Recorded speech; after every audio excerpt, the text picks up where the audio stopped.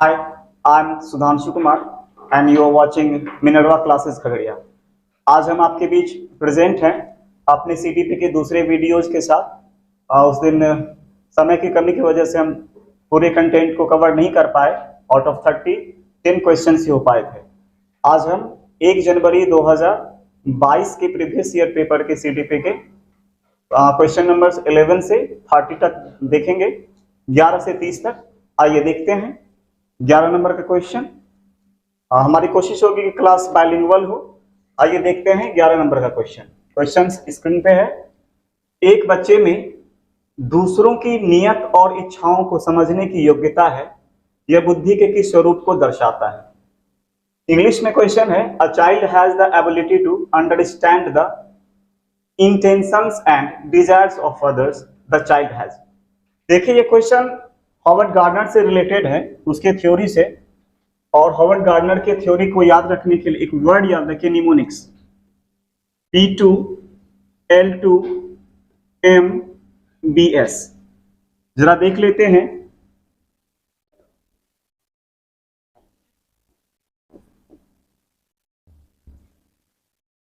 P से हो जाएगा पर्सनल सेल्फ, दूसरे P से personal others, linguistic,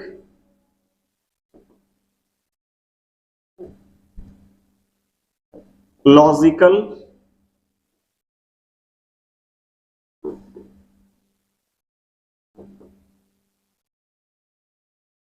mathematical intelligence, musical,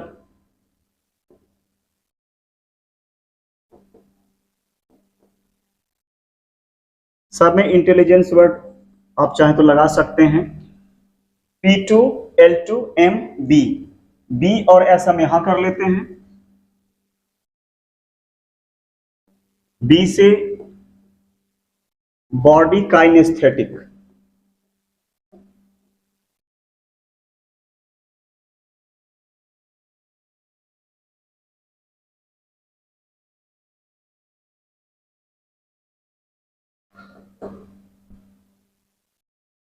और S से स्पैटियल।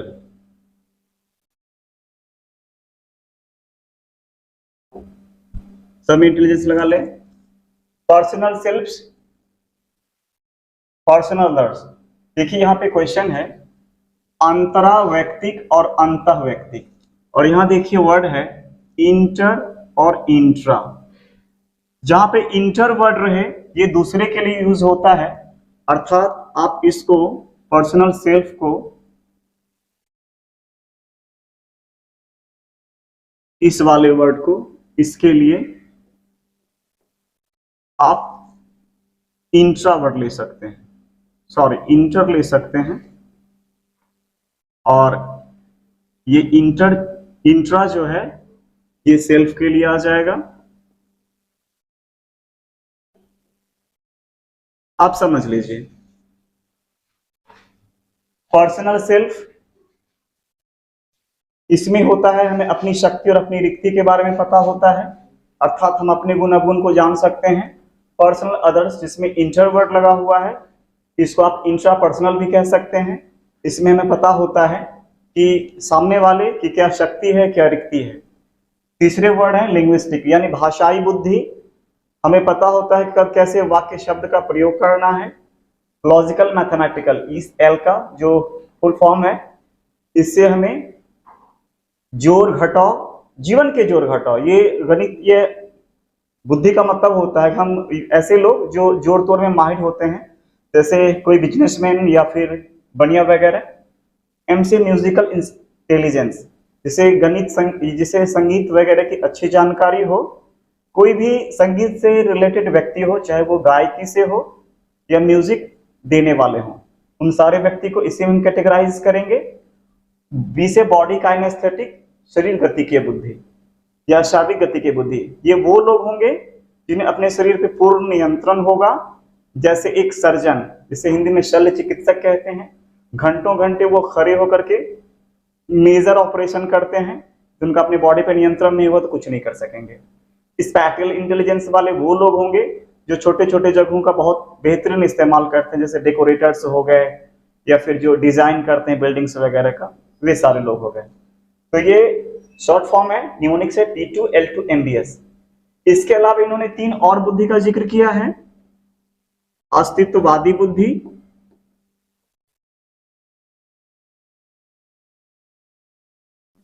दूसरा है नैतिक बुद्धि और तीसरा है प्राकृतिक बुद्धि।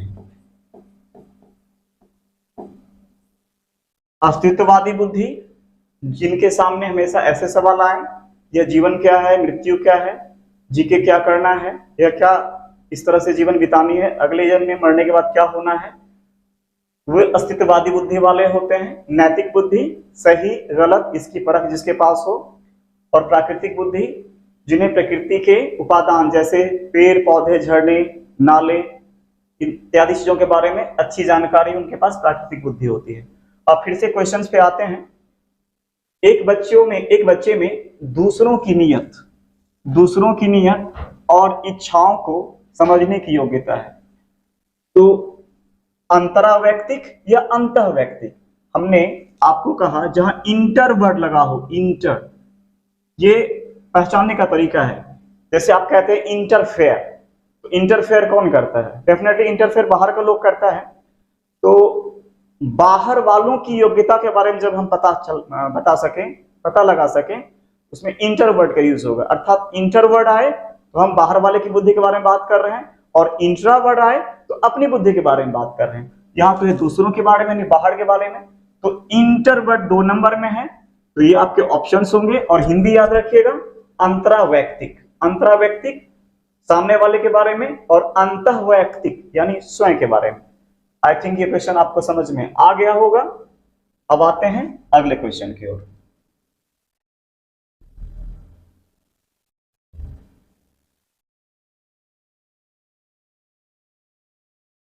क्वेश्चन है, राष्ट्रीय शिक्षा नीति 2020 न्यू एजुकेशन पॉलिसी 2020 में निम्न में कौन सा कथन प्रस्तावित है?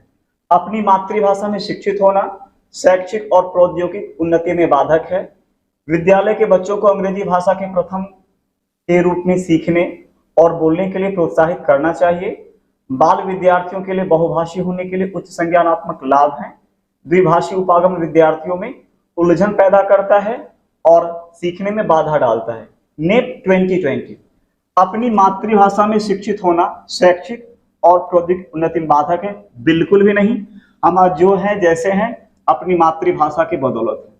तो ये आपके ऑप्शन गलत है। विद्यालय के बच्चों को अंग्रेजी भाषा के प्रथम के रूप में सीखने और बोलने के लिए प्रोत्साहित करना चाहिए। अंग्रेजी भाषा को फर्स्ट लैंग्वेज के रूप में प्रेफर करना, चुनना, ऐसा क्यों करें? हर व्यक्ति का अपना एक मदर टंग होता है, डेफिनेटली मदर टंग के रूप में उसे इंकरेज करना चाहिए। तो यह ऑप्शन भी सही नहीं है। तीसरा ऑप्शन है, बाल विद्यार्थियों के लिए बहुभाषी होने के लिए उच्च संज्ञानात्मक लाभ है। Multilingualism has great cognitive benefits for young student. ये पूरा सही, 100% सही है। यदि हम यंग स्टूडेंट को बहुभाषी, कई भाषा की जानकारी दे सकें तो उसके लिए जो कॉग्निटिव डोमेन होगा वह बहुत विस्तृत हो जाएगा, बहुत बड़ा बेनिफिट मिलेगा उसको। ये ऑप्शन सही है। अगला है, द्विभाषी उपागम विद्यार्थियों में उलझन पैदा करता है। बिल्कुल नहीं। यदि हम 2 भाषा 3 भाषा जान पा रहे हैं, ये कभी भी उलझन पैदा नहीं करेगा। ये ऑप्शन आपके गलत है। तो आपका ऑप्शन नंबर 3 सही है कि बहुभाषी होने से आपको कॉग्निटिव डोमेन में बहुत बेनिफिट मिलता है। आप कई भाषाओं को जानते हैं, कई भाषाओं की संस्कृति, उसके सभ्यता को जान सकते हैं, लोगों के संपर्क में आ सकते हैं, और निश्चित तौर पे आपके ज्ञान में परिमार्जन ही करेगा, परिष्कृत करेगा।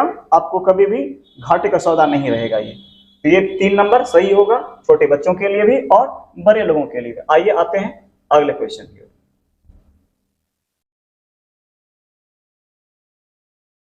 जेंडर भूमिका है। याद रखिएगा, जब पूछा जाए कि जेंडर मौलिक रूप से क्या है, 2 सवाल आते हैं। जेंडर यानी लिंग मौलिक रूप से क्या है, और दूसरा जेंडर सामाजिक रूप से, जेंडर क्या है, सिर्फ इतना रहे कि जेंडर क्या है। मौलिक रूप से यह एक जैविक उत्पाद है।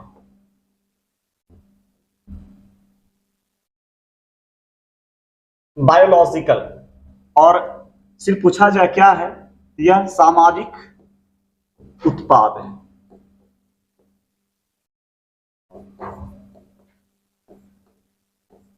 अब कैसे है दोनों, देखिए जेंडर क्या है, जेंडर आपको ये इंडिकेट करता है कि आप मेल हैं या फीमेल हैं।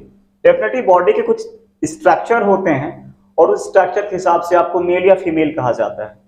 तो बेसिकली क्या है ना, जेंडर या लिंग बस यह निर्दिष्ट करने के लिए कि आप लड़का हैं या लड़की हैं। लेकिन यदि सामाजिक रूप से पूछा जाए या फिर इस सेंस में देखा जाए कि जेंडर क्या है, तो जेंडर एक सामाजिक उत्पाद है, सोशल प्रोडक्ट है। और इस अवधारणा को हम क्या करते हैं ना, समाज के जो रूल रेगुलेशंस हैं, जो सामाजिक व्यवस्थाएं हैं, उसके बेसिस पे हम अडॉप्ट करते हैं, ग्रहण करते हैं। अर्थात हमें कुछ मालूम नहीं होता है, जैसे संस्कृति होता है उसके हिसाब से जेंडर के लिए कुछ नियम तय कर दिए जाते हैं। मसलन लड़की है तो फ्रॉक पहनेगी, किचन का काम करेगी। लड़के हैं तो जींस शर्ट वगैरह ज्यादातर पहनेंगे, हालांकि लड़कियां भी पहनती हैं, ऐसा नहीं कि लड़कियां नहीं पहनती हैं, और बाहर के काम वो करेंगे। कुछ चीजें हैं जो समाज के मानक ने तय कर रखे हैं, तो निश्चित तौर पे इन अवधारणाओं को हमने ग्रहण किया है अपने सोसाइटी से। तो जेंडर की भूमिका क्या होगी, अधिग्रहित होगी, जन्मजात व्यवहार नहीं है, जैविक संरचनाएं, भूमिका ये रोल या पार्ट के रूप में तो नहीं होगी, अनुमानसिक निर्धारित नहीं, बिल्कुल नहीं, अधिग्रहित व्यवहार है। तो मौलिक रूप से पूछा जाए तो जैविक आंसर होगा, और साधारण इसकी भूमिका क्या है, तो सामाजिक उत्पाद के रूप में इसे स्वीकार किया गया है। Come to the next question.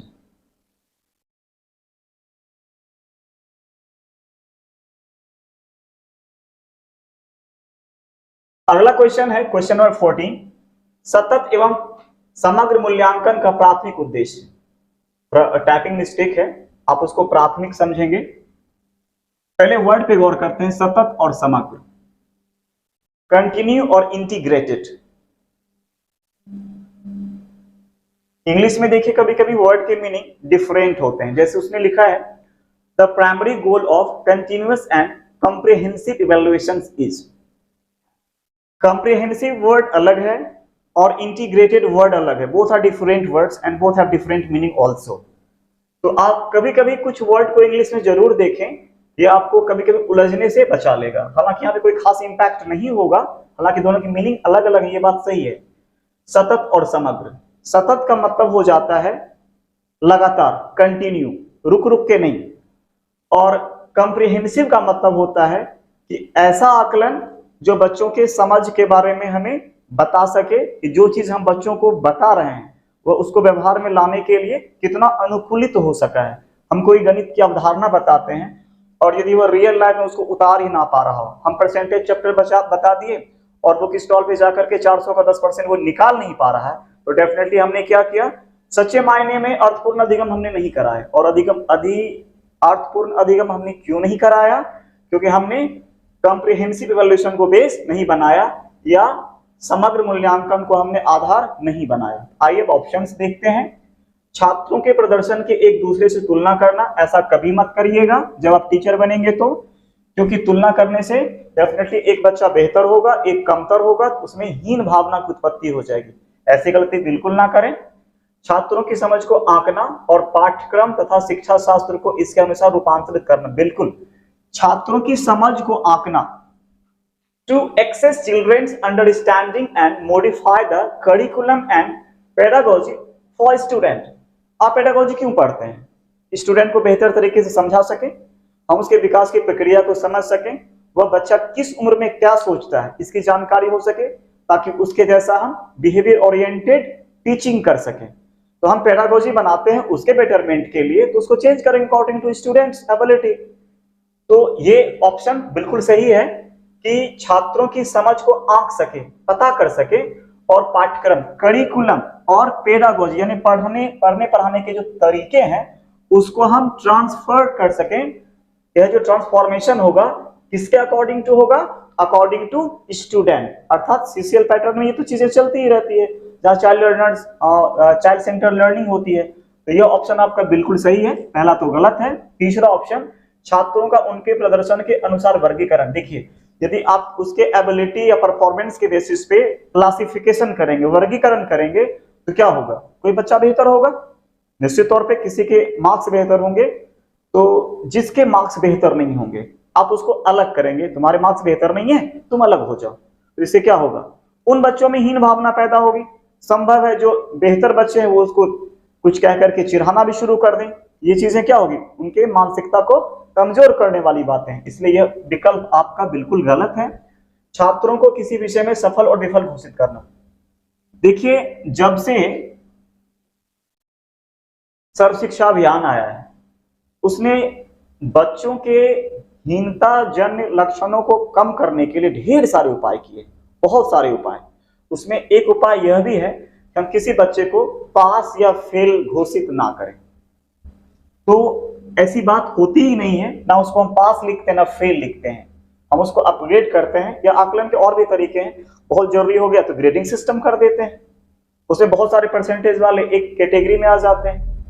और मूल्यांकन के शैक्षिक गैर शैक्षिक वो भी एक तरीके हैं। तो यह विकल्प भी आपका गलत है। फाइनली आपका आंसर होगा 2 नंबर, छात्रों की समझ को आंकना और पाठ्यक्रम तथा शिक्षा शास्त्र को इसके अनुसार रूपांतरित करना। आइए अगले क्वेश्चन की ओर चलते हैं।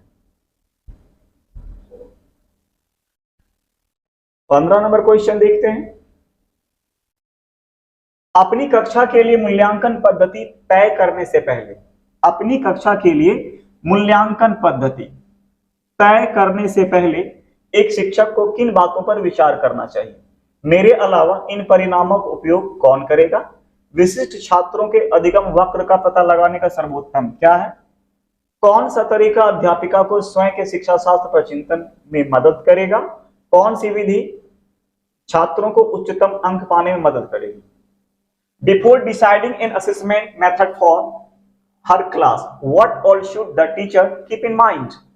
आप स्टूडेंट का असेसमेंट शुरू करते हैं, इवैल्यूएशन शुरू करते हैं, उसके पहले आप सोचते हैं कि कौन सा तरीका बेहतर होगा। इसके लिए ऑप्शंस जो सुझाए गए हैं कि मेरे अलावा इन परिणामों का उपयोग कौन करेगा, ये बहुत मायने नहीं रखता है कि आपके अलावा परिणाम का उपयोग कौन करेगा। डेफिनेटली सबसे बेहतर होगा उपयोग आप करेंगे। आप करेंगे तो आपको अपने स्टूडेंट की कमी का पता चलेगा, तो आप उसके लिए क्या करेंगे ना, आप उसके लिए डायग्नोस्टिक टीचिंग करेंगे। डायग्नोस्टिक टीचिंग करके बाद में आप रिमेडियल टीचिंग करेंगे, अर्थात पहले पता लगाएंगे कि बच्चों में कमजोरी किस वजह से है और बाद में उन वजहों का निराकरण कर देंगे। इसी को रिमेडियल टीचिंग कहते हैं। विशिष्ट छात्रों के अधिगम वक्र का पता लगाने का, ये अधिगम वक्र क्या होता है?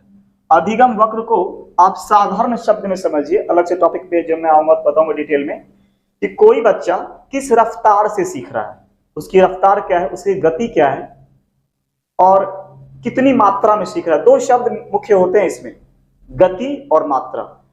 कोई बच्चा किस गति से सीख रहा है और किस मात्रा में सीख रहा है, इसका जब ग्राफ पर निरूपण कर दिया जाता है इसी को अधिगम वक्र कहते हैं। तो अधिगम वक्र का पता लगाने का सर्वोत्तम तरीका क्या है? ये बिल्कुल सही है। इसमें हमको 2 चीज पता लगेगा, एक बच्चा कितनी मात्रा में सीख रहा है, कितनी क्वांटिटी में सीख रहा है और किस गति से सीख रहा है।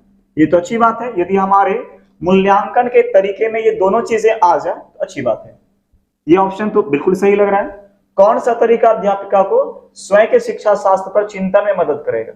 यदि कोई भी तरीका हमें इंट्रोस्पेक्ट करने के लिए प्रेरित करे कि कौन सा तरीका अपनाएं, कौन सा अप्रोच, कौन सा उपागम अपनाएं, वो बच्चों के लिए बहुत बेहतर तरीका साबित हो, ये तो अच्छी बात है।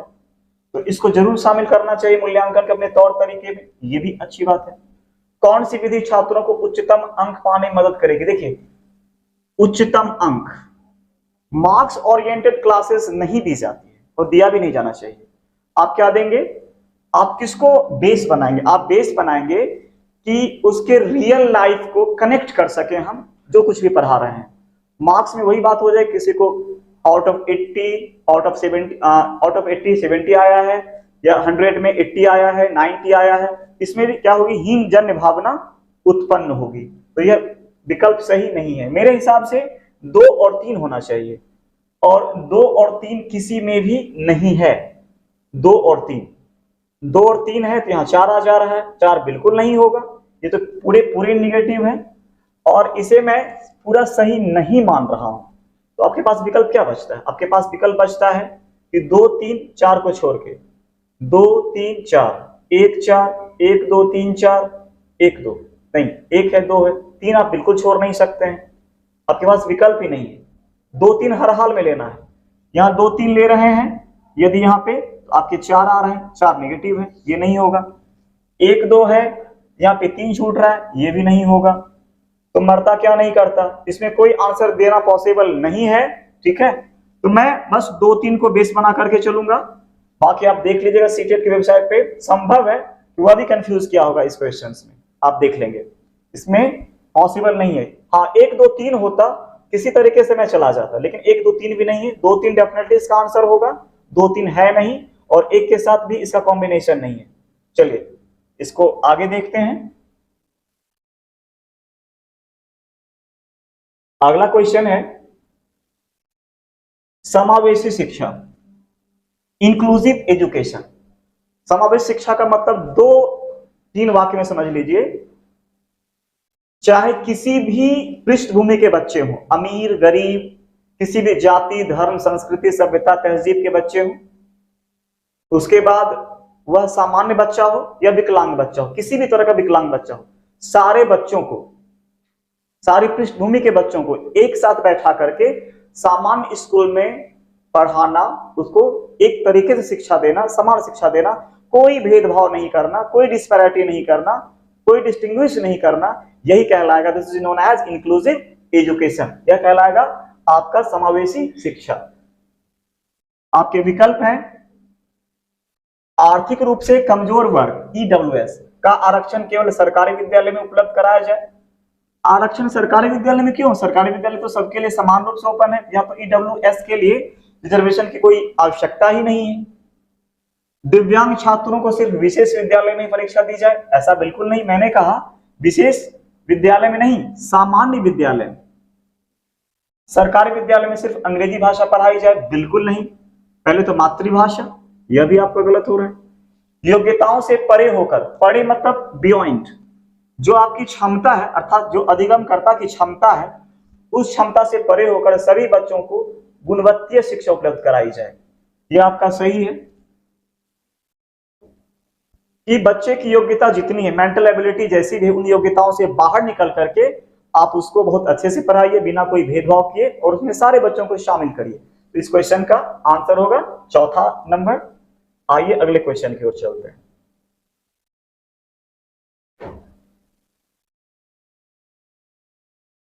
कथन और कारण, गौर से पढ़ेंगे तो यह प्रश्न आसान प्रतीत होगा, कुछ लोगों को लगता है यह डिफिकल्ट वन है, but I don't think so.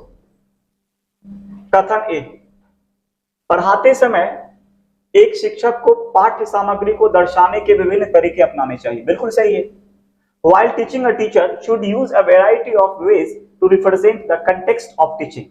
जब आप बच्चे को पढ़ाते हैं तो अलग अलग अप्रोचेज होनी चाहिए, क्योंकि सब बच्चे अलग अलग IQ और EQ बेसिस होते हैं, उनकी क्षमता अलग होती है, उनका बैकग्राउंड अलग होता है। यदि आप उनके हिसाब से अलग अलग तरीकों को लेकर के चलेंगे तो हर कोई न कोई ऐसा तरीका जरूर होगा जो बच्चों को सीखने में मदद करेगा। तो आपका जो आपका जो कथन है, स्टेटमेंट है ए, वह सही है। अब लॉजिक या रीजनिंग, तर्क को देखते हैं। शिक्षक को अधिगमकर्ताओं की विविध आवश्यकताओं हेतु अपने शिक्षा शास्त्र को उनके अनुकूल बनाना चाहिए, बिल्कुल। अधिगमकर्ताओं की विविध आवश्यकता, देखिए सबकी आवश्यकता अलग अलग होती है। हो सकता है कोई विजुअली चैलेंज्ड बच्चे हो, किसी को हियरिंग प्रॉब्लम हो, किसी को किसी और दूसरे तीसरे की समस्या हो सकती है।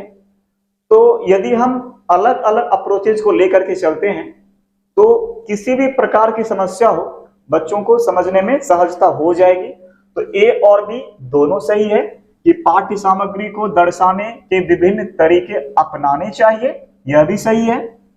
और यह भी सही है कि उनकी आवश्यकता अलग अलग है, इसलिए शिक्षा शास्त्र को उनके अनुकूल स्टूडेंट के हिसाब से बनाना चाहिए। तो आपका ए और आर दोनों सही है और आर ए की सही व्याख्या करता है। आते हैं अगले क्वेश्चन की।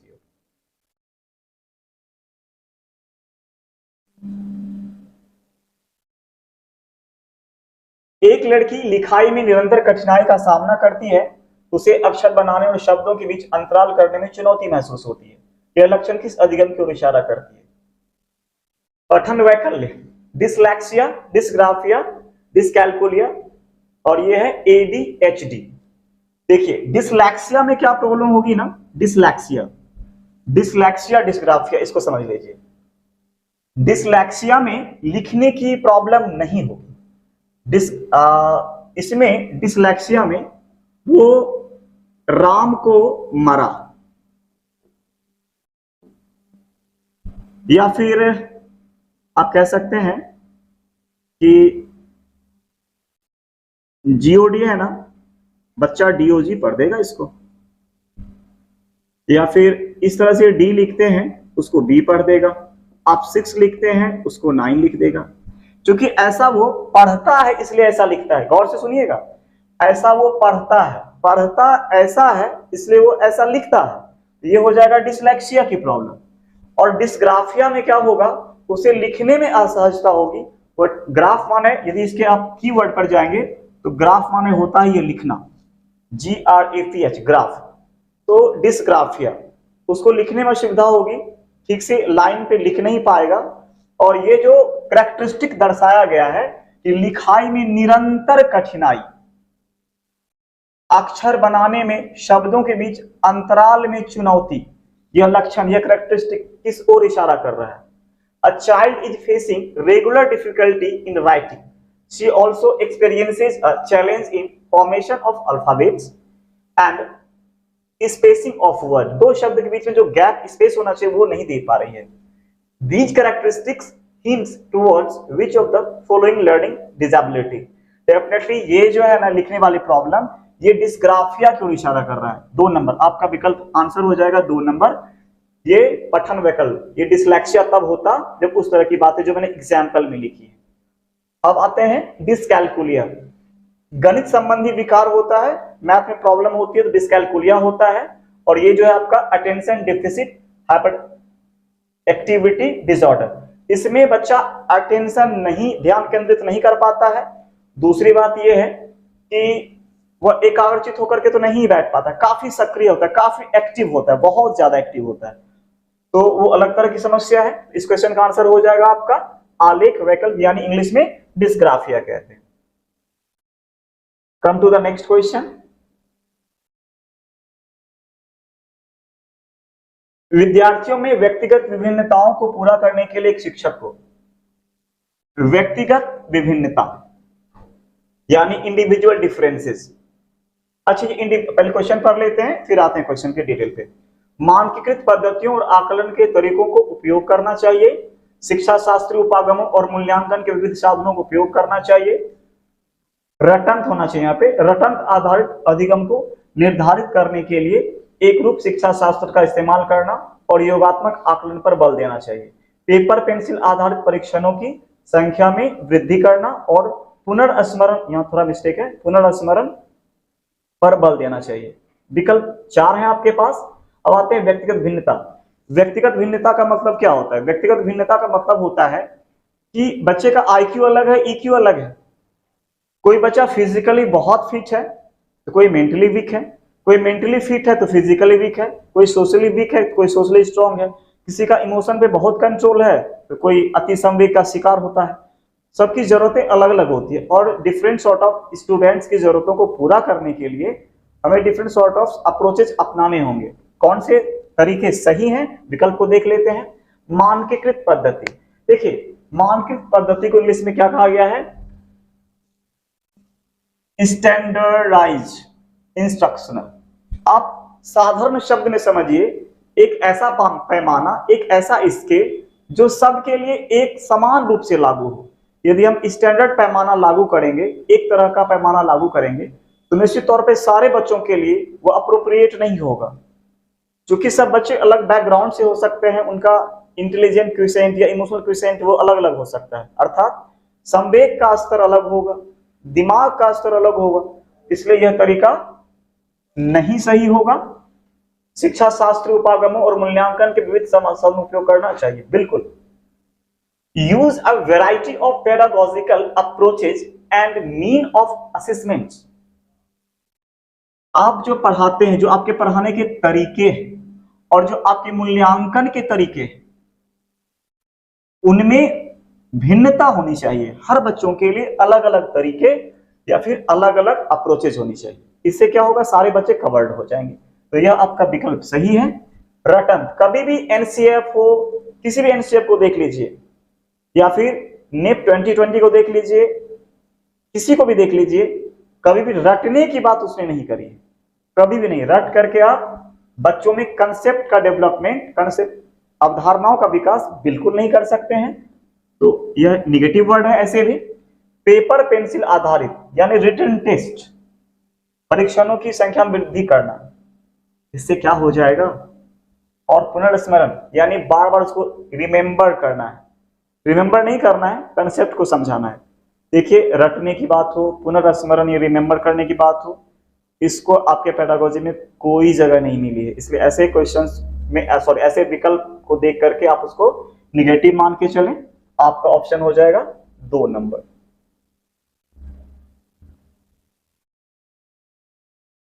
निम्न में कौन सा सृजनात्मक का अनिवार्य लक्षण है?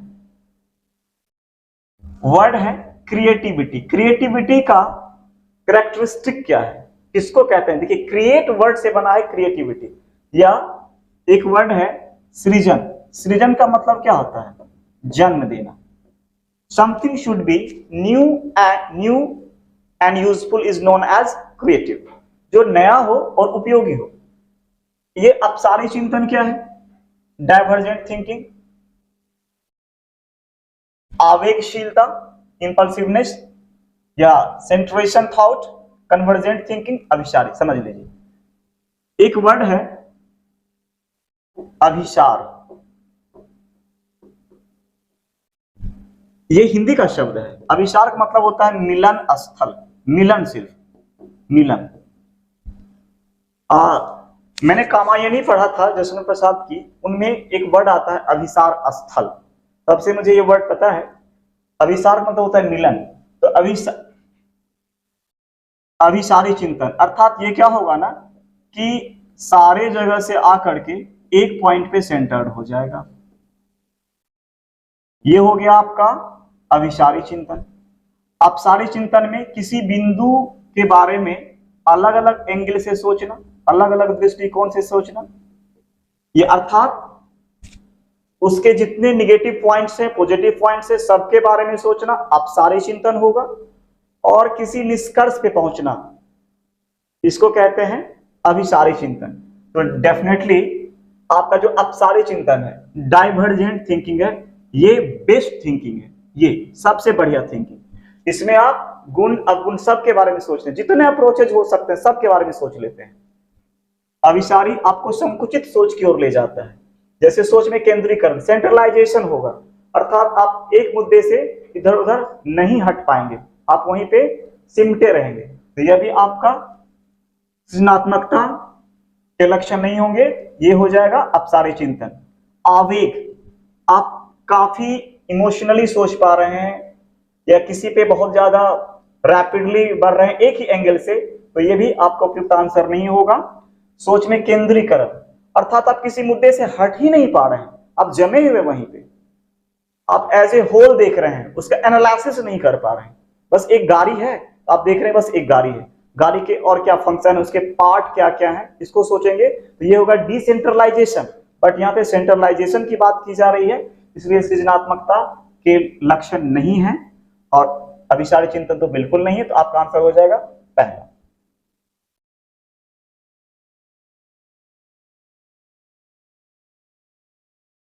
छोटे बच्चे ज्ञान की संरचना और अर्थ किस प्रकार निकालते हैं? छोटे बच्चे, young children construct knowledge and make meanings through. कैसे? सक्रिय अन्वेषण द्वारा, बिल्कुल, एक्टिव एक्सप्लोरेशन के द्वारा। एक्सप्लोर करते हैं वो, आविष्कार करते हैं सक्रिय रूप से। खेल द्वारा, बिल्कुल सही। पदार्थों पर क्रिया और प्रयोग द्वारा, ये भी सही। सहपाठियों और वयस्कों संग सहभागिता, ये भी सही। अब थोड़ा डिटेल देख लेते हैं चारों का, क्यों सही है चारों। क्वेश्चन है छोटे बच्चे ज्ञान की संरचना किस प्रकार निकालते हैं। तो ज्ञान की संरचना के लिए पहले आपको एक्टिव होना पड़ेगा, आपको सक्रिय होना पड़ेगा। आप सक्रिय नहीं होंगे तो आप कुछ नहीं कर सकते। निश्चित तौर पे हम लोग जो बताते हैं सीसीएल, तो सीसीएल क्या बताते हैं? सीसीएल का मतलब होता है चाइल्ड सेंटर्ड लर्निंग, बाल केंद्रित शिक्षा। बाल केंद्रित शिक्षा का मतलब हो जाता है कि बच्चे सेंटर में रहेंगे और टीचर जो है बस सहयोगकर्ता की भूमिका में होंगे, वो फैसिलिटी प्रोवाइड करेंगे, इसलिए उनको फैसिलिटेटर भी कहते हैं। तो बच्चे सक्रिय होंगे तो ज्ञान का निर्माण करेंगे, बच्चे जब गतिविधि करेंगे तब ज्ञान का निर्माण करेंगे, अर्थात गतिविधि या खेल दोनों को आप एक कैटेगरी में रख सकते हैं। इसके बाद है पदार्थों पर क्रिया और प्रयोग, इसको भी गतिविधि में रखिए। कोई पदार्थ है उस पर प्रयोग करेंगे तो उससे नई नई चीजें सीखेंगे। पदार्थ पर प्रयोग जैसे आप कह सकते हैं कि प्रकाश संश्लेषण में, फोटोसिंथेसिस एक्टिविटी में प्रकाश की आवश्यकता होती है। कैसे आवश्यकता होती है? या जो ग्रीन लीफी ट्रीज होते हैं या प्लांट्स होते हैं उनको सनलाइट की आवश्यकता होती है। आप प्रयोग दिखा सकते हैं, यदि किसी पौधे को किसी अंधेरे में रखा जाए और सूरज की किरण को आने के लिए छोटा सा स्पेस छोड़ दिया जाए कोई एक एंगल से, तो धीरे धीरे क्या होगा, पौधा उधर से उधर टेंस्ट करता है, उस तरफ मुड़ जाता है। तो प्रयोग दर्शाएगा, इससे क्या होगा, बच्चे के ज्ञान में वृद्धि होगी। तो ये ऑप्शन भी आपका सही है। सहपाठियों और वयस्कों संग सहभागिता, बिल्कुल। Interactions with peer and adults, अपने साथ जिस बच्चे को उनके क्लास में जो बच्चे पढ़ते हैं उनसे वो बहुत कुछ सीखते हैं सहपाठी अधिगम द्वारा। और पियाजे की वाइगोत्स्की थ्योरी को देख लीजिए तो एमकेओ तो उनको कुछ ना कुछ सिखाते ही रहते हैं जो उनसे ज्यादा जानते हैं। वयस्क, हालांकि वयस्क के एमकेओ कैटेगरी नहीं आएगा, हम विषयांतर होना नहीं चाह रहे हैं, that is different matter and that one is different also. लेकिन जो वयस्क है वो भी सिखाते हैं। तो सबसे बच्चा क्या करता है ना, सीखता है और अपने ज्ञान की संरचना करता है, कहीं देख करके तो कहीं प्रयोग करके, कहीं सक्रिय होकर के, कहीं गतिविधि से तो कहीं खेल से। तो चारों ऑप्शन आपके सही हैं और ये आंसर आपका आता है 4 नंबर।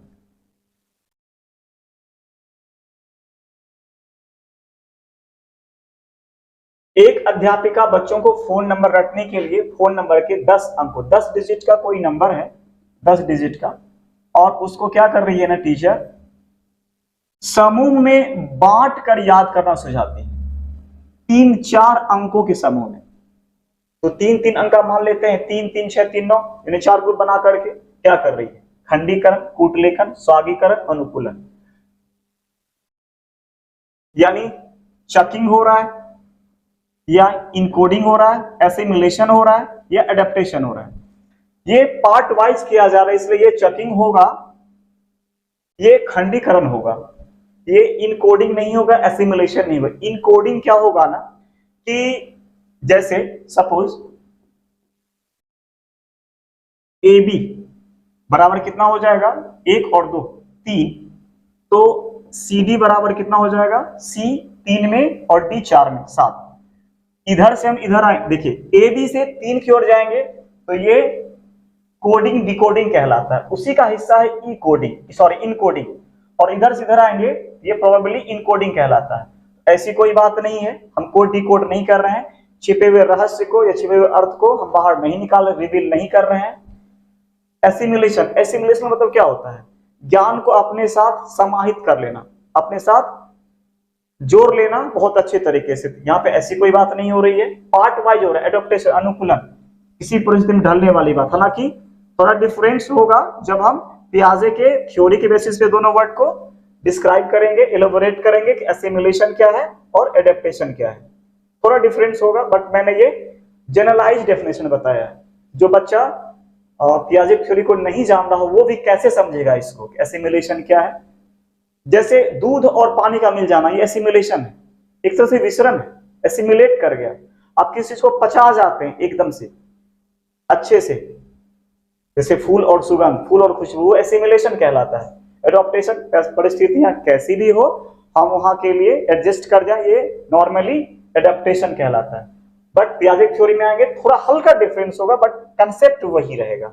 यहाँ पे हो जाएगा खंडीकरण। आते हैं अगले क्वेश्चन की ओर।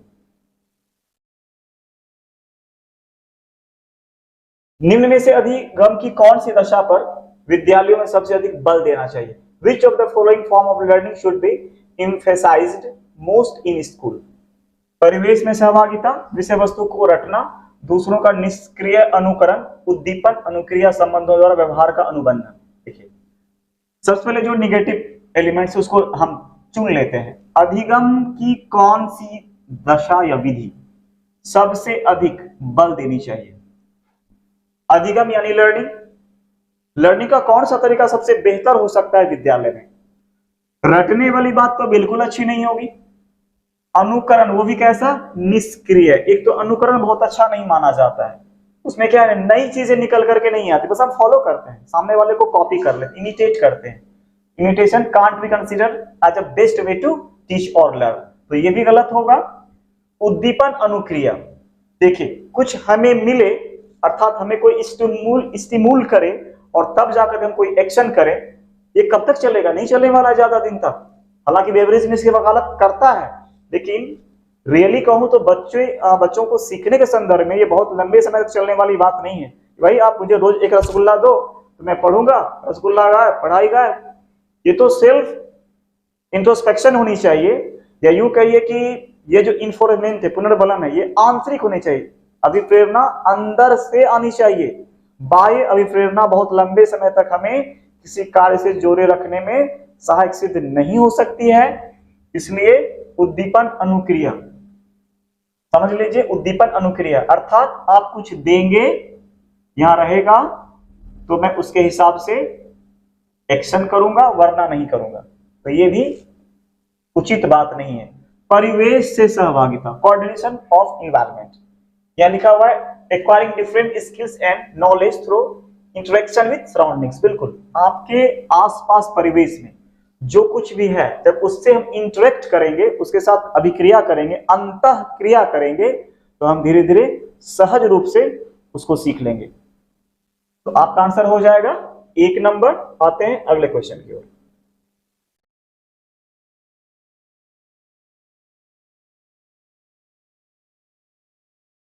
थोड़ा बड़ा है क्वेश्चन, इसको हम 2 बार में देखते हैं। पहले क्वेश्चन देख लेते हैं। निम्न में से कौन सा युग्म सामाजिक संरचनात्मक उपागम के अनुसार छात्रों के पढ़ने के सुसाध्य करता है? Which of the following set exemplify a social constructive approach to facilitate reading among students? सामाजिक संरचनात्मक उपागम, उपागम का मतलब होता है तरीका।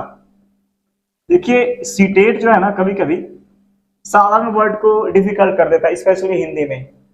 अब जैसे संप्रत्यय या प्रत्यय, अब इसका इंग्लिश होता है कंसेप्ट, और मुझे लगता है ना कंसेप्ट वर्ड ज्यादा आसान है बनिस्पत इसके। उपागम मतलब तरीका, अप्रोच। तो छात्र को पढ़ाना है, क्या करना है ना, उसको अधिगम करवाना है। तो कौन सा तरीका सबसे बेहतर होगा? किसके आधार पर? सामाजिक व्यवस्था के आधार पर, संरचनात्मक व्यवस्था, सामाजिक संरचनात्मक यानी social constructive approach, social constructivist approach. Option देख लीजिए। सलमा विद्यार्थी को नए शब्द लिख सिखाने के लिए फ्लैश कार्ड का उपयोग करती है और उनके सही उत्तर के लिए टॉफी देकर पुरस्कृत करती है। इसमें सामाजिक संरचना की बहुत बड़ी बात नहीं की गई है, ऊपर से टॉफी देकर के पुरस्कृत कर रही है। तो बाह्य प्रेरणा दे रही है, बाहर से प्रेरणा दे रही है। परमति नाम है, परिमिति, परमति, व्हाटएवर भी, विविध प्रकार की पुस्तकें अपने विद्यार्थियों को पढ़ने के लिए देती हैं। जो एक विशिष्ट पुस्तक पढ़ते हैं उन्हें नियमित रूप से पुस्तक पर परिचर्चा करने के लिए कहती हैं। अब उसके स्कूल में पुस्तकें बहुत ज्यादा हैं, इनफ है, इनॉर्मस है, और वो स्टूडेंट को प्रोवाइड कर रही हैं पढ़ने के लिए। जैसे वो स्पेशल बुक पढ़ती हैं, उस पर एक डिस्कशन क्लास ऑर्गेनाइज की जाती है, रेगुलरली परिचर्चा करने के लिए कहती हैं। तो क्या होगा, उस पुस्तक के कंटेंट, उस पुस्तक के जो नए नए शब्द होंगे, भाषाई बातें होंगी, उनके बारे में सीखने को डेफिनेटली मिलेगा उसको। तो यह ज्यादा अप्रोप्रिएट है। फिर भी अगला देख लेते हैं। अरुंधति नए शब्दों का अर्थ समझने के लिए संदर्भ सहित संकेतों के इस्तेमाल कर देती है। ये भी ठीक है कि नए शब्दों का अर्थ समझने के लिए संदर्भ, रिफरेंस सहित संकेतों के इस्तेमाल पर बल देती है। ठीक ठाक है, यदि हम नए शब्द के अर्थ को रेफरेंस के हिसाब से समझने या समझाने की कोशिश करें तो बच्चों पर अतिरिक्त मानसिक दबाव नहीं होगा। अगला है इसी के ऑप्शन रेखा अपने विद्यार्थी को उन शब्दों के 5 बार लिखने के लिए देती हैं जो वर्तनी परीक्षा में गलत करते नहीं। ये तो सीधे आपने क्या कहा ना, आपने उसका डायग्नोस्टिक टीचिंग किया ही नहीं, आप सीधे रिमेडियल पे आ गए। बिना डायग्नोस्टिक रिमेडियल कैसे हो सकता है? अर्थात आपने कारण पता किया ही नहीं, वो ऐसा क्यों कर रही है। सीधे आपने क्या किया कि 5 बार लिखने के लिए कह दिया जो परीक्षा में गलत था, उसका गलती उसने करी थी। तो ये तो नहीं होगा, आपके आंसर हो जाएंगे ये। मैं गलत इसलिए कर रहा हूं, ठीक है, बट उतना अप्रोप्रिएट नहीं है। 2 परफेक्ट है, 3 परफेक्ट है, और 2 और 3 आपके 3 नंबर में आ रहे हैं।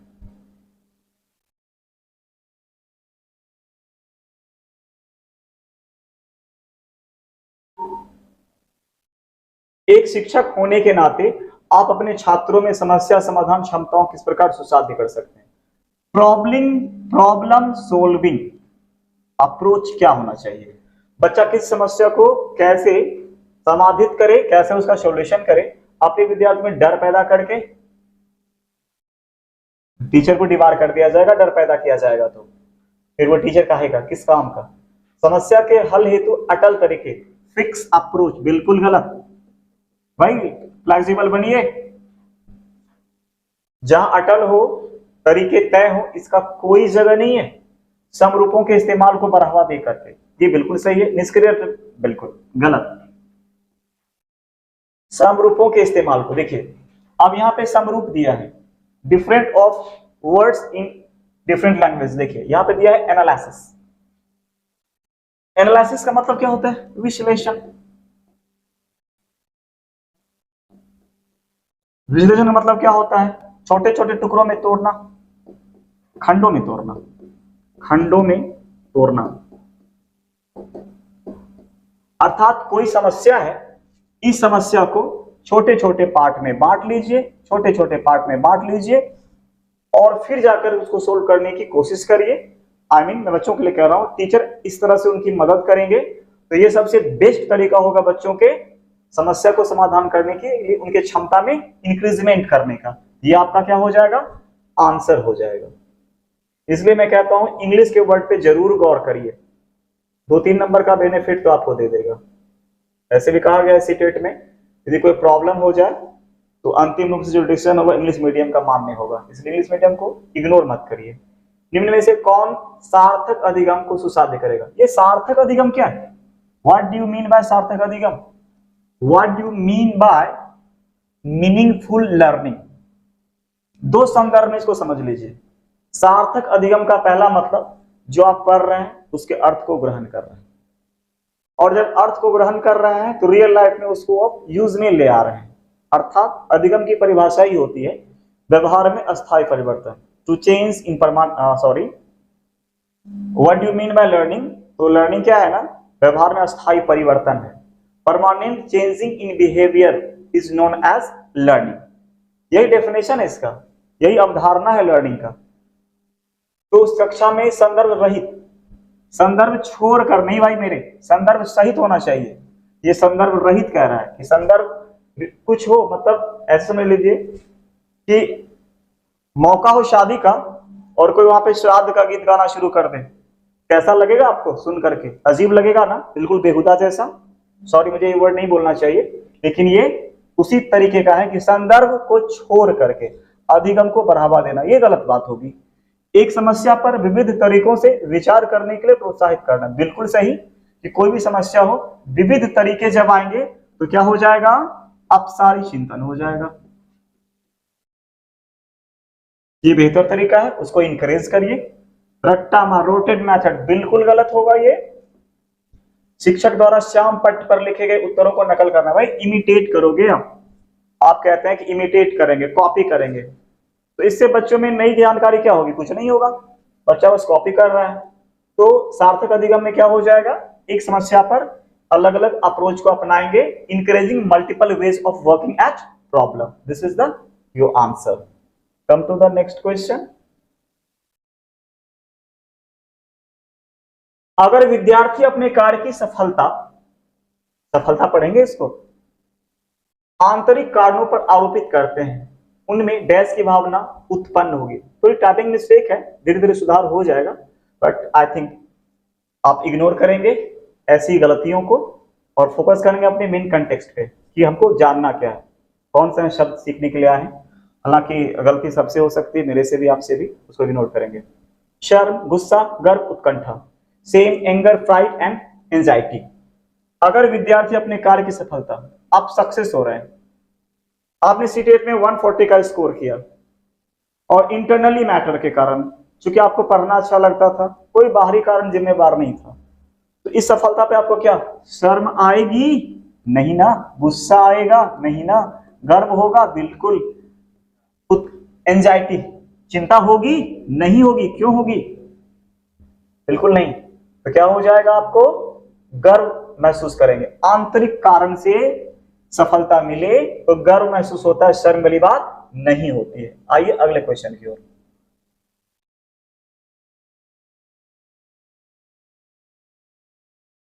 शिक्षा के प्राथमिक स्तर पर बहुसंवेदनीय उपागम के इस्तेमाल को प्रोत्साहित करना चाहिए। At primary level of education, use of multi sensory approaches should be encouraged. Multi sensory approach, ये मल्टी सेंसरी, देखिए वर्ड में ही क्या है ना, आपका आंसर छिपा हुआ है। यदि आप इस वर्ड को समझ पाए, सेंस वर्ड से बना है सेंसरी।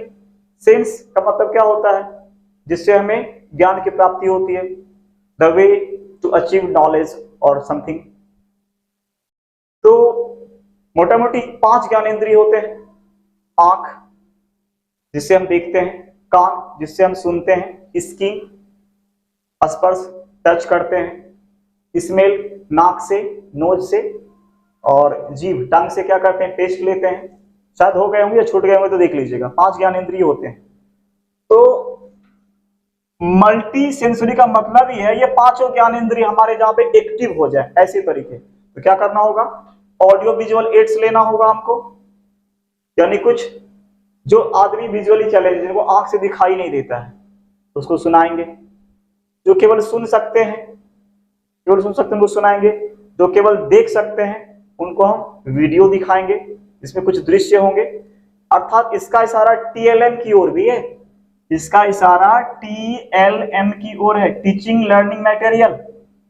टीचिंग लर्निंग मटेरियल जैसे गिनती सिखाने के लिए कंचे का प्रयोग, भाषा सिखाने के लिए किसी वीडियो का प्रयोग, अलग अलग बच्चों के लिए अलग अलग तरीके का यूज करिए।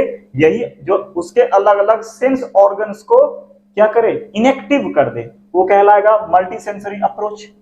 अब देखिए, ये अधिगम को अधिक प्रभावशाली बनाएगा कि नहीं बनाएगा? खुद सोचिए। बिल्कुल बनाएगा।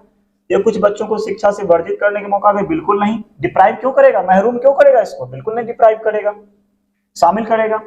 यह अध्यापक के निर्देश अवधि का काफी समय बचाता है? ऐसी कोई बात नहीं है, इंस्ट्रक्टिव टाइम को बचा लेता है।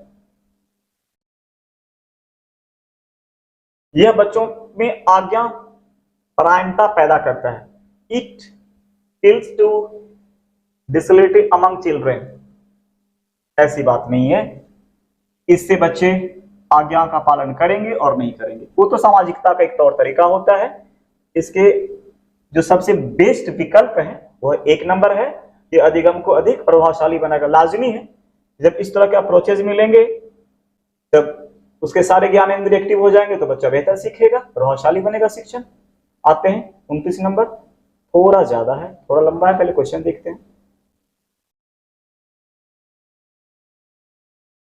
बच्चे और विभिन्न संकल्पना के बारे में वैकल्पिक संकल्पनाएं और भ्रांति गठित कर लेते हैं। इस संदर्भ में कौन सा कथन सही नहीं है? वर्ड है, कीवर्ड है चिल्ड्रेन ऑफेन, यहां पर और नहीं प्राय होना चाहिए। बच्चे प्राय विभिन्न संकल्पनाओं के बारे में वैकल्पिक संकल्पनाएं और भ्रांति गठित कर लेते हैं। चिल्ड्रेन ऑफेन ऑप्ट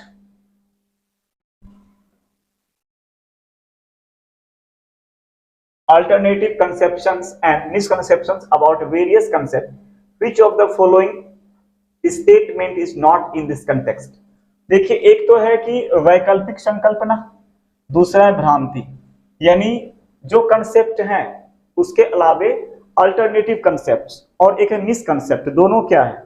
जैसे बच्चों में अवधारणाएं होती हैं कि हाथ धोकर के फल को खाना चाहिए, यहां तक तो ठीक है कि हाथ धोकर के फल को खाना चाहिए। अब यदि उसमें एक कंसेप्ट ये आ जाए कि यदि बीज चला गया पेट में तो उसके पेट में पौधा उग आएगा, ये मिसकंसेप्शन है, इसकी कोई अवधारणा, इसमें कोई बेस नहीं है। लेकिन हमेशा के लिए अवधारणाएं गलत नहीं होती, मिसकंसेप्शन गलत नहीं होते हैं या भ्रांतियां गलत नहीं होती हैं। ये बात हो गई मिसकंसेप्शन के बारे में, भ्रांति के बारे में।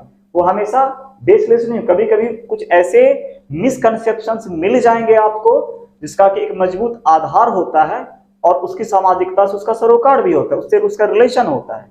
अब आते हैं अल्टरनेटिव संकल्पना के बारे में, कि आप जानते हैं किसी भी तरीके से किसी चीज को सोल्व करना और उस तरीके से नहीं समझ रहे हैं, वो दूसरे तरीके से समझ रहे हैं। आप संज्ञा को समझा रहे हैं निगमन विधि से, पहले आप परिभाषा दे रहे हैं फिर बता रहे हैं, उसी में यदि आप बच्चे को इस तरह समझा पा रहे हैं या उसको किसी ने समझाया है पहले से कि तुम्हारे आसपास की जितनी वस्तुएं हैं सब संज्ञा है, देख लो जहां जहां नजर जाती है सब, तो क्या है ना, वो अल्टरनेटिव अवधारणाएं हैं, कंसेप्ट हैं, और उन कंसेप्ट की मदद से बच्चा अच्छे से सीख भी रहा है, ये गलत नहीं है। अब आते हैं ऑप्शन की ओर। एक अध्यापक बच्चों द्वारा गठित वैकल्पिक संकल्पनाएं और भ्रांति को सख्त रूप से हतोत्साहित करना चाहिए, बिल्कुल गलत। बच्चों को और बच्चों की सोच को क्लास में जगह दीजिए, भरपूर जगह दीजिए। बच्चे और वयस्क होना चाहिए, वयस्क में वैकल्पिक संकल्पनाएं और भ्रांति का गठन बहुत स्वाभाविक, बिल्कुल। बड़ों में जब मिसकंसेप्शंस आ जाते हैं, अल्टरनेटिव ऑप्शंस आ जाते हैं, कंसेप्ट्स आ जाते हैं, तो छोटे बच्चों का क्या कहना, और हमेशा वो गलत भी नहीं होते। एक अध्यापक को निश्चित रूप से इन वैकल्पिक संकल्पनाएं और भ्रांति पर गौर करना चाहिए, क्योंकि ये सीखने और सिखाने की प्रक्रिया में महत्वपूर्ण है। यह भी सही है, वैकल्पिक संकल्पनाएं और भ्रांति सदैव निराधार नहीं होती, सदैव निराधार नहीं होती, बल्कि बच्चे को अपने आसपास की दुनिया के बारे में सहज समझ को दर्शाती है। ये भी सही है, आपके 2, 3, 4 सही है। इसको इंग्लिश में देख लीजिए। Alternative conceptions and misconceptions formed by student should be highly discouraged. क्यों डिस्करेज करोगे आप उसके मिसकंसेप्शन को? गलत बात है ये। मिसकंसेप्शन हो या अल्टरनेटिव कंसेप्शंस हो, आप उसको डिस्करेज नहीं कर सकते हैं, उसको जगह दीजिए। Formation of alternative conceptions and misconceptions is very natural among children as well as adults. ये भी सही है। A teacher should definitely attend to these alternative conceptions and misconceptions as they are significant in process of teacher learning. बिल्कुल, ये significant होते हैं, महत्वपूर्ण होते हैं, बहुत helpful होते हैं। Alternative conceptions and misconceptions are not always wrong. ऐसा कुछ होना चाहिए लिखा हुआ। Baseless, rather these represent children's intuitive ideas about होना चाहिए, about world around them। उसकी जो दुनिया है उसके आसपास ये चीजें मैच खा जाती हैं। इसके ऑप्शन है नहीं, अच्छा सॉरी सही नहीं ये पूछ रहा है, तो 3 हमने देखा था कि 3 सही थे और यही गलत आ रहा था, यही आपका क्या हो जाएगा, आंसर हो जाएगा, क्योंकि इसे सख्त रूप से हतोत्साहित करने की बात हो रही है। आते हैं अगले क्वेश्चन की ओर। इस सेगमेंट का लास्ट क्वेश्चन है ये। निम्न में अधिगम का कौन सा परिप्रेक्ष्य यह कहता है कि ठोस प्रलोभनों और पुरस्कारों द्वारा, वर्ड देख लेंगे, पुरस्कारों द्वारा विद्यार्थी को सीखने के लिए अभिप्रेरित किया जा सकता है। view of learning explains that tangible incentives and rewards motivate students for learning। 2 शब्द हैं इसमें, ठोस प्रलोभन और पुरस्कार, अर्थात जिसका कोई मूर्त रूप हो, जिसे बच्चा देख सके, छू सके सामने से, और पुरस्कार, प्राइज में कुछ भी हो सकता है, पुरस्कार में कुछ भी हो सकता है। जब बच्चे को आप देते हैं कि मैं तुम्हें प्राइज में, पुरस्कार में ये चीजें दूंगा और तब तुम पढ़ो, तब उसका लर्निंग होगा, तो इससे बच्चा क्या होगा, कुछ दिन तो सीखेगा बच्चा, बट बाद में क्या होगा, कल्टी मार देगा, नहीं पढ़ेगा, फिर बाद में भूल, वो धीरे धीरे हैबिचुअल होगा, तो ये चीजें निगेटिव रूप से सामने आएंगी। हालांकि आपके ऑप्शंस दूसरे तरीके से कि अभिप्रेरित किया जा सकता है यह विचार किससे रिलेटेड है। कौन सा अधिगम का तरीका इस बात की वकालत करता है, प्रश्न ये है। मानवतावादी बिल्कुल नहीं, संज्ञानात्मक नहीं भाई, समाज सांस्कृतिक नहीं, ये व्यवहारवादी।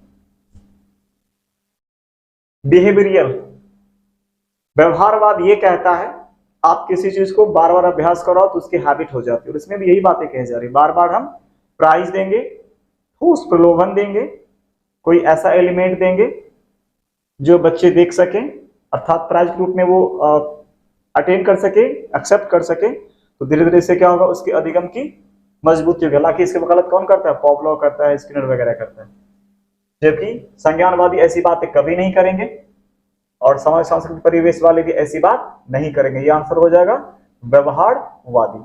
तो इस सेगमेंट का ये लास्ट क्वेश्चन था, जो पार्ट 2 है। ये पार्ट 1 में हमने 1 से लेकर के 10 नंबर तक किया था, ये 11 से 30 तक हुआ। निश्चित रूप से भी शुरुआती दौर में असहजता होती है, धीरे धीरे इसको हम ठीक कर लेंगे। ठीक है, thank you for watching, have a nice night.